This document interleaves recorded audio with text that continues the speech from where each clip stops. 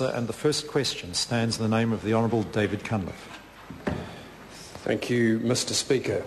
To the Minister of Finance, what factors were identified by Standard & Poor's that led to them placing New Zealand's sovereign credit rating on negative watch?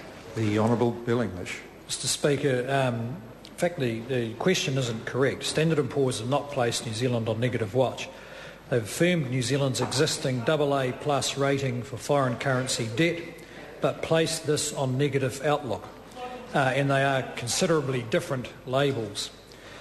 The Standard & Poor's have focused their concerns on two issues. One is the bank credit quality of our Australian banks, and the second is New Zealand's high overseas debt level. Both of these have improved in the last 12 months since S&P last lifted the negative outlook status.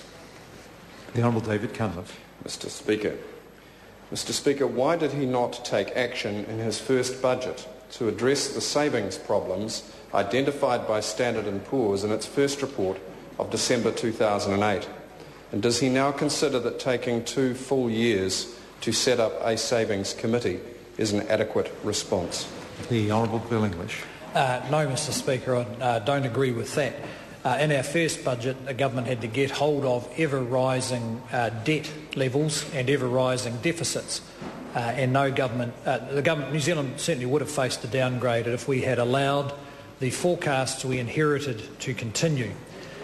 In Budget 2010, we put in place a tax package designed to assist all New Zealanders to increase their level of saving and to discourage excessive consumption and housing speculation, a package which I think will turn out to be a pretty important step towards resolving these issues.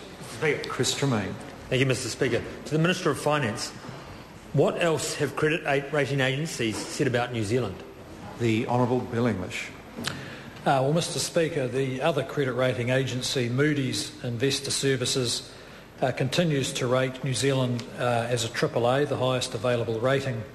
In fact, they're quoted today with their senior credit officer saying that, quote, the nation's performance during the global financial crisis reinforced Moody's AAA credit rating for New Zealand, the highest possible.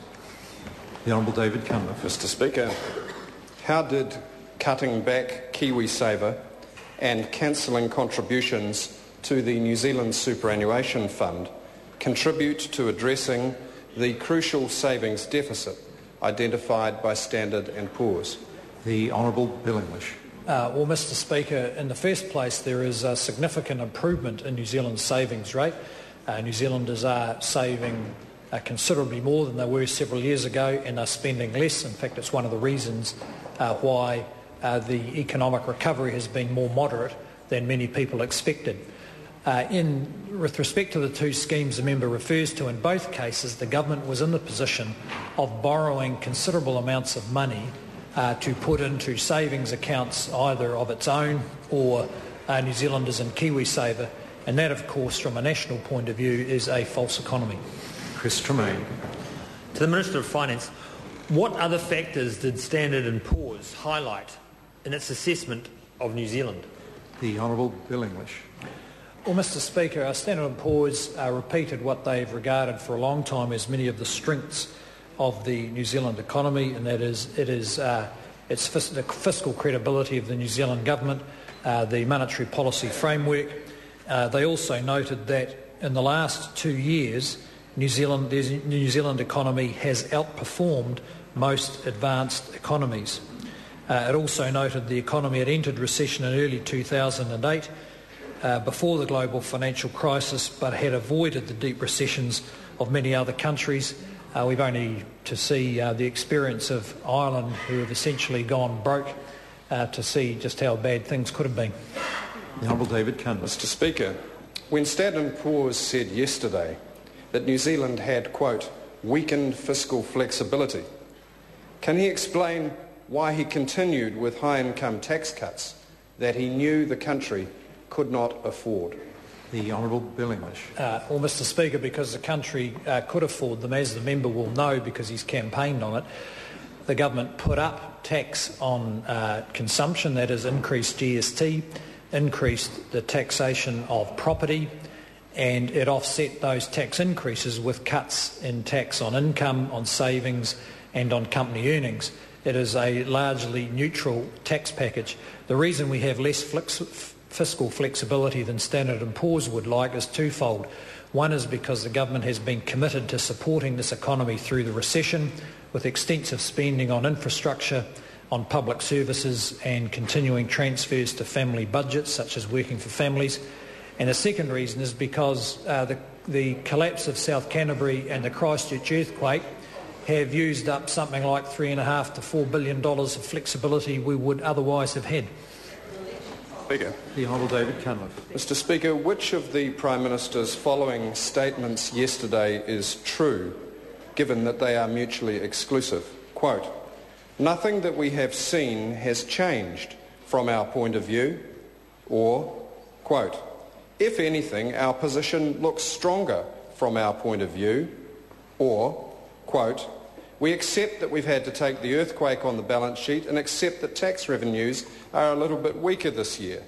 And if the latter, does he consider crashing corporate tax by 22.4% below forecasts and GST by 15.8% is a little bit weaker?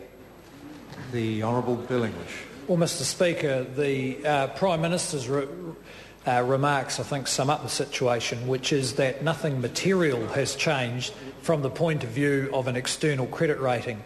I think what has changed is not in New Zealand, although there's some variations such as earthquakes and so on, but that because of the collapse of Ireland, the people who lend us money in overseas markets such as the UK and Europe are now much more sensitive to the debt burdens of small economies. Now, that's not a new issue in New Zealand. It's one that we've been concerned about for 15 years or so, maybe even 20 years.